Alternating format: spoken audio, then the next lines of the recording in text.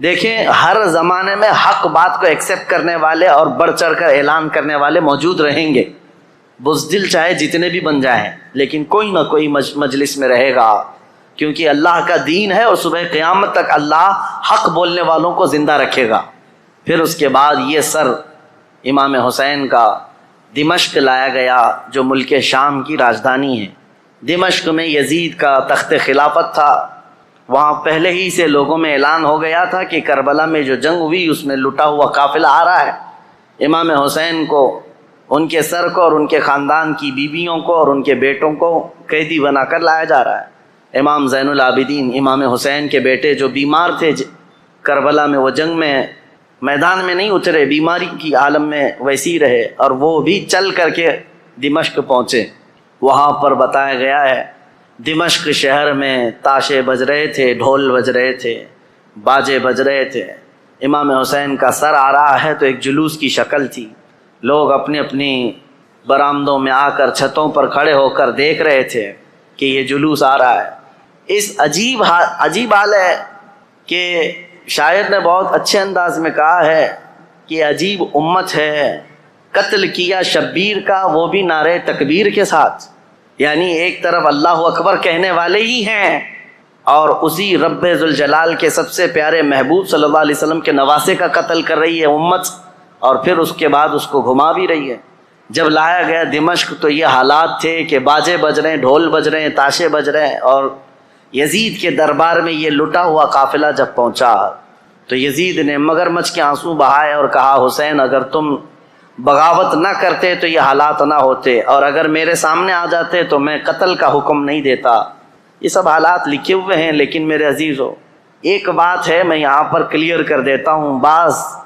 ایسے لوگ ہیں جو تحقیقات کی بنیاد پر یہ کہتے ہیں کہ یزید تو افسوس کر رہا تھا امام حسین کے قتل پر، وہ راضی نہیں تھا۔ ہم کہتے ہیں یہ قتل ہو جانے کے بعد آنسو بہانا اور راضی نہ ہونے کا ڈھونگ کرنا یہ بات الگ ہے۔ اگر یزید حقیقت میں راضی نہیں تھا تو امام حسین کے قتل کے سلسلے میں جتنے کوفہ میں گئے تھے ان کو پکڑ کر سزا بھی تو دے سکتا تھا، لیکن سزا کسی کو نہیں دی گئی۔ اس کا کیا مطلب ہے؟ ایک طرف تم رو کر کے لوگوں کو بتا رہے ہو کہ میں اس سے راضی نہیں تھا، اگر تم راضی نہیں تھے تو عبید اللہ بن زیاد، عمرو بن سعد، شمر، خولی، یہ جن لوگوں نے مولا حسین کے ساتھ ظلم کیا اور ان کے بچوں کو مارا ہے، یزید بھرے دربار میں بلا کر کہتا کہ انہوں نے میری رضا کے خلاف کام کیا ہے، رسول اللہ کے بیٹے کا قتل کیا، لہٰذا ان کا قتل ہوگا، کہیں تاریخ میں نہیں ملتا ہے۔ تو لہٰذا یہ ڈھونگ رچانا یہ ایسا ہی ہے میرے عزیزو کہ صرف اتنا بیان دے دینا کہ ہمیں کھیت ہے، ہمیں افسوس ہے، یہ تو پولیٹیشین جیسے آج بھی کرتے ہیں، سیاسی لوگ، قتل ہو جائے پورا کا پورا گاؤں جل جائے اور اس کے بعد تم ایک اسٹیٹمنٹ دے دو کہ ہمیں کھیت ہے، ہمیں افسوس ہے اس بات کا، تو کیا اتنا کہہ دینے سے ساری چیزیں ختم ہو جائیں گی؟ اسی لیے میں نے تقریر کی شروع میں ہی کہا لمحے نے خطا کی صدیوں نے سزا پائی، کبھی ایک لمحہ خطا ہو جاتی ہے اور اس کی سزا قیامت تک قائم رہتی ہے۔ یہی یزید نے کیا، 3 سالہ دور تھا اس کا، صرف تاریخ میں موجود ہے، اس کی حکومت صرف 3 سال چلی، لیکن ان 3 سالوں کے اندر جو اس نے ہولناک یہ حادثہ کیا ہے تو اس کی مذمت اور اس کی وجہ سے اس پر لعنت یہ صدیوں تک جاری رہے گی۔ امام حسین کا سر مبارک جب آیا وہاں پر تو عجیب حالات تھے، کچھ صحابہ بھی وہاں موجود تھے، انہوں نے یہ روایت بھی بیان کی ہے، دمشق کے دربار میں جب امام حسین کا سر لایا گیا اس وقت سیدہ زینب رضی اللہ تعالی عنہا نے ایک خطبہ دیا تھا وہاں یزید کے دربار میں، پردے میں تھیں لیکن انہوں نے حالات بیان کیے تھے، وہ کرب ہے، وہ درد ہے ان کے خطبے میں، انہوں نے جھنجھوڑ رکھا تھا، حتیٰ کہ جو یزیدی دربار میں کھڑے تھے وہ بے اختیار رونے لگ گئے تھے، چاہے جیسا بھی پتھر دل ہو لیکن پگھل گیا تھا۔ تو یزید نے یہ دیکھا کہ ہمارے یہاں پر حالات خراب نہ ہو جائیں، اس نے یہ سارا نظام بند کروا دیا، لوگوں کو باہر کروا دیا۔ تو امام حسین کے سر کو بار بار وہ چھڑی لگا کر بات کرتا تھا، اور اس کے بعد تاریخ میں یہ موجود ہے کہ امام حسین رضی اللہ تعالیٰ عنہ کا سر مبارک، اس میں روایات میں اختلاف ہے، بعض نے کہا امام زین العابدین کے ساتھ مدینہ طیبہ لایا گیا، بعض میں شہر عسقلان میں رکھا گیا جو ملک شام کا ایک علاقہ ہے، تہخانے میں رکھا گیا تھا، اور تقریباً 450 سال کے بعد وہاں سے مصر لایا گیا قاہرہ میں۔ قاہرہ میں آج بھی امام حسین کا سر مبارک دفن ہے۔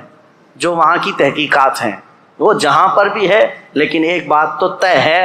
اللہ تبارک و تعالیٰ نے ان کے متعلق فرمایا ہے کہ ان کو مردہ نہ کہو، وہ جہاں ہیں زندہ ہیں، شہید ہیں۔ اب جب مدینے یہ قافلہ آیا تو بڑا غمگین ماحول تھا پورے مدینے کا، مدینے والوں کو پہلے سے خبر تھی۔ حضرت ام سلمہ رضی اللہ تعالیٰ عنہ میرے آقا صلی اللہ علیہ وسلم کی ایک زوجہ ہیں، حضور کی بیوی۔ ایک مرتبہ حضور اکرم صلی اللہ تعالیٰ علیہ وسلم بیٹھے ہوئے تھے، اچانک آپ کی آنکھوں میں آنسو آئے۔ حضرت ام سلمہ نے پوچھا یا رسول اللہ صلی اللہ علیہ وسلم یہ آنسو کس بات کے؟ کہا کہ مجھے جبرائیل نے آ کر یہ خبر دی ہے کہ میرے اس لخت جگر فاطمہ کے بیٹے کو میری امت شہید کر دے گی، مار ڈالے گی، مجھے اس بات کا قلق ہے، دکھ ہے۔ اور جبرائیل نے ایک شیشی میں مجھے مٹی لا کر کے دی، وہ اس کربلا کے میدان کی، اور وہ حضرت ام سلمہ کو دے دیا۔ حضور نے کہا کہ یہ شیشی سنبھال کر کے رکھنا، جس دن دیکھنا کہ اس کی مٹی لال ہو گئی تو سمجھ لینا کہ میرا بیٹا شہید ہو گیا۔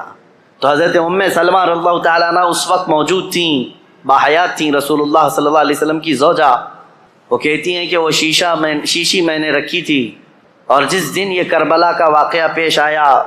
اس دن انہوں نے خواب بھی دیکھا حضور صلی اللہ تعالیٰ علیہ وسلم کو کہ نبی کریم صلی اللہ تعالیٰ علیہ وسلم گرد و غبار جھاڑتے ہوئے اپنے لباس کو جھٹکتے ہوئے تشریف لا رہے ہیں۔ تو حضرت ام سلمہ نے حضور کو خواب میں دیکھ کر پوچھا یا رسول اللہ صلی اللہ تعالیٰ علیہ وسلم کون سے لمبے سفر سے آپ تشریف لا رہے ہیں کہ گرد و غبار آپ جھاڑتے ہوئے تشریف لا رہے ہیں؟ میرے آقا صلی اللہ تعالیٰ علیہ وسلم نے فرمایا ام سلمہ میری امت کے اشقیاء نے میرے بیٹے کو اور میرے خاندان کو کاٹ دیا، قتل کر دیا کربلا کے میدان میں۔ ان کی سب کی لاشیں میں جمع کرتا کرتا سب کو دیکھتا ہوا وہاں سے آ رہا ہوں، کربلا کے میدان سے تھکا ہوا۔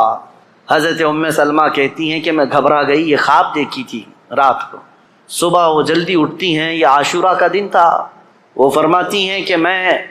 جلدی سے جا کر اس شیشی کو یاد کرتی ہوں جو میرے آقا صلی اللہ علیہ وسلم نے مجھے زندگی میں دیا تھا، وہ ویسی ہی سنبھالی رکھی ہوئی تھی۔ جا کر دیکھا تو اس شیشی کے اندر مٹی نہیں، پورا خون جمع تھا۔ حضرت ام سلمہ کہتی ہیں میں نے مدینے والوں کو اسی دن اطلاع دے دی کہ اے اہل مدینہ رسول اللہ کا بیٹا شہید ہو گیا۔ اس وقت کوئی ٹیلی گرام نہیں تھا اور نہ ہی کوئی ایسی تیز خبریں لانے والا انٹرنیٹ یا موبائل یا فون کا سسٹم تھا، مواصلات تو نہیں تھے۔ خبریں جو آتی تھی کوئی قاصد خبر لے کر کے آتا تب پتہ چلتا، وہ بھی خبریں کبھی 8 دن کے بعد 10 دن کے بعد پہنچتی تھی، لیکن مدینے والوں کو اسی دن خبر پہنچ گئی تھی کہ امام حسین کا قتل ہو گیا۔ یہ حضرت ام سلمہ نے خبر دی تھی۔ مدینے والوں نے آ کر کے پوچھا کہ یہ حالات ایسے ہو گئے۔ اس کے بعد پھر اس دن سے لے کر ہر دن مدینے والے انتظار میں رہتے کہ رسول اللہ کا یہ خاندان اہل بیت کب یہ واپس مدینے آئیں گے۔ تو ملک شام سے وہ لوگ واپس جب مدینے آ رہے تھے تو پورا مدینہ باہر نکل گیا تھا، پورا مدینہ باہر نکل گیا تھا، اور وہاں پر جو بچی ہوئی عورتیں تھیں سیدہ زینب اور امام حسین شہید کربلا کی 2 بیویاں جو بیوہ ہو گئیں، اور امام زین العابدین اور امام حسن کے 2 بیٹے، چھوٹا سا ایک قافلہ واپس مدینے آ رہا تھا۔ تو مدینے والے کہتے ہیں جیسے ہی وہ قافلہ مدینے کے اندر آیا تو لوگوں کی ایسی چیخیں بلند ہو گئیں،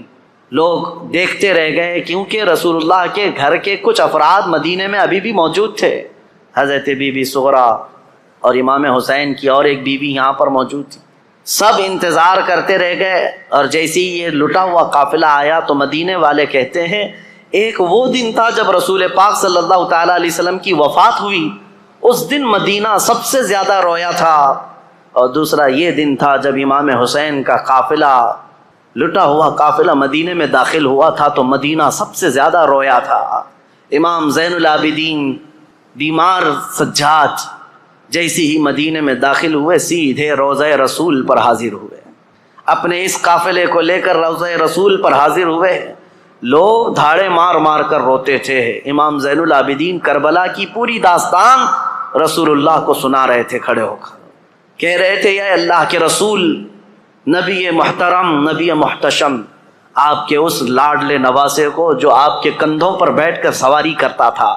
آپ کا وہ لاڈلا نواسا جو آپ سجدے میں جائیں تو پیٹھ پر سوار ہو جاتا تھا، اس لاڈلے نواسے کو اشقیاء کی جماعت نے بغیر پانی دیے، بغیر کھانا دیے ذبح کر دیا۔ اے اللہ کے رسول، ہم نے اپنی آنکھوں سے دیکھا ہے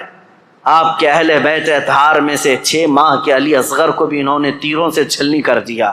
آپ کے گھر کے ہر جوان بچے کو گھوڑوں پر سے دوڑا کر کے ان کی لاشوں کی بے حرمتی کر دی۔ جب امام زین العابدین رو رو کر کے یہ بیان کرتے تو مدینہ، جتنے لوگ تھے مدینے کے وہاں موجود، سب چیخیں بلند ہو گئی، کئی لوگ تو وہاں غش کھا کر گر گئے تھے اس غم کی داستان پر۔ اس کے بعد امام زین العابدین جب تک زندہ رہے کبھی ان کو کسی نے ہنستے ہوئے نہیں دیکھا، کبھی مسکراتے ہوئے نہیں دیکھا۔ بعض روایتیں بتاتی ہیں کہ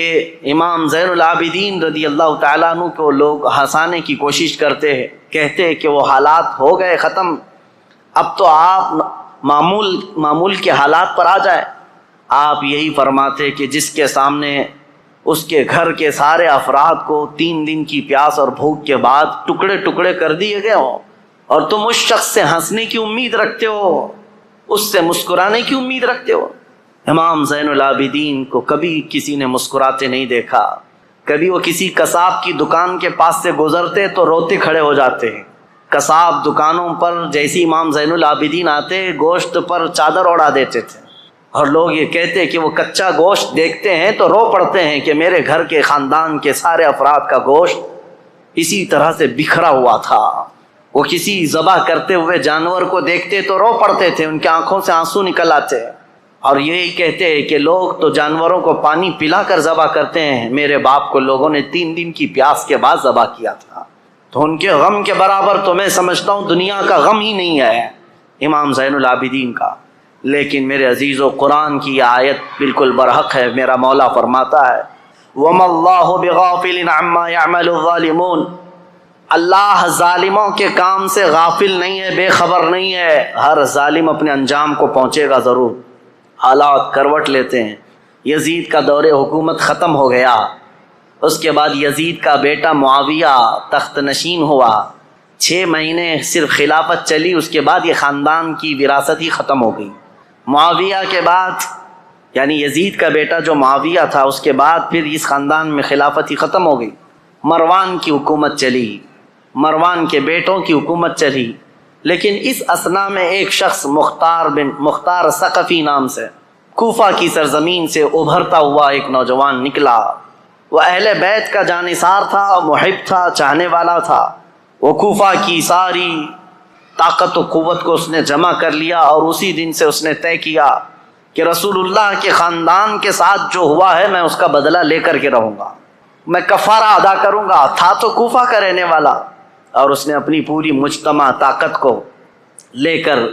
وہاں کی